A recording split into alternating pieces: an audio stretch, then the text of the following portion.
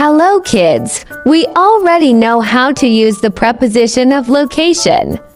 And now I will teach you how to use this, that, these, and those in a sentence. So stay tuned and listen to me.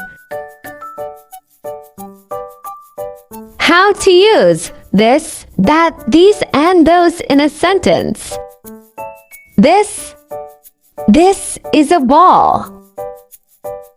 This is a pencil. This is an apple. That is a ball.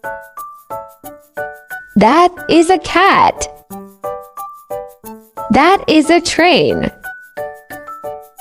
These are balls. These are books. These are pencils. Those are balls. Those are books. Those are pencils. This, that, these, and those